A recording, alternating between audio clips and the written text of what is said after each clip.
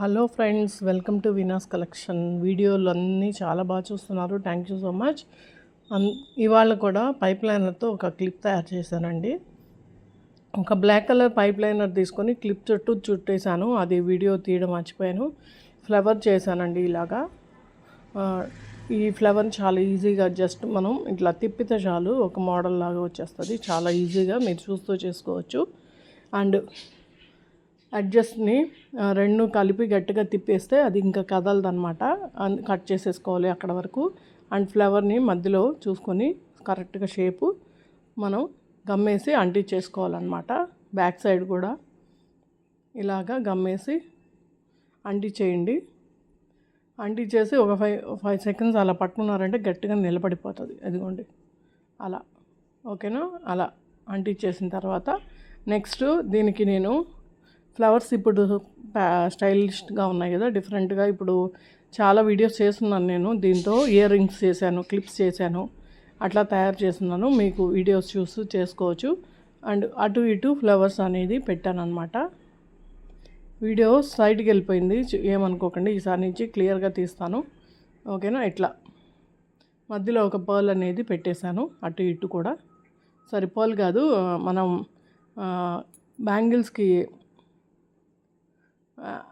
వాడతాం కదండి స్టోన్స్, ఆ స్టోన్స్ అనేవి పెట్టాను అనమాట. ఇప్పుడు అవి ఇవి రెండు విడివిడిగా వీడియో చేస్తుంటాం కదా, అట్ట కాకుండా పైప్ లైనర్స్ విత్ స్టోన్స్ తోటి కాంబినేషన్ బాగుంటుంది కదా అని చెప్పి, యూజ్ అవుతుంది అందరికని చెప్పి ఇలా చేశాను. ఇలాగా ఫ్లవర్ షేప్లో వేసేసాను అనమాట. అటు ఇటుగా నీట్గా చూసుకుంటూ ఫ్లవర్ షేప్ అనేది కరెక్ట్గా వచ్చేట్టు చూసుకోండి. ఫస్ట్ పెట్టేసుకోండి, తర్వాత అడ్జస్ట్ చేసుకుంటే సరిపోతుంది. అండ్ నెక్స్ట్ ఇలానే సేమ్ ఫ్లవర్ షేప్లో పెట్టేశాను. చాలామంది అవి ఇవి విడివిడిగా చేస్తున్నారు, కానీ ఫ్లవర్కి ఈ స్టోన్స్ యూజ్ చేయొచ్చని నేనైతే ఫస్ట్ టైం చూపిస్తున్నాను అనుకుంటున్నాను. యూజ్ అవుతుందని చెప్పి మీకు కూడా బ్యాంగిల్స్ కూడా తయారు చేసుకోవచ్చు. ఇలాగే ఫ్లవర్స్ పెట్టి పైన స్టోన్స్ పెట్టి బ్యాంగిల్స్ కూడా తయారు చేసుకోవచ్చు. చాలా బాగుంటుంది. అండ్ నెక్స్ట్ ఇటు అటు కూడా గమ్ అనేది పెట్టేసి పర్ల్స్ అనేది పెట్టేసాను. నాకు పర్ల్స్ చాలా ఇష్టం.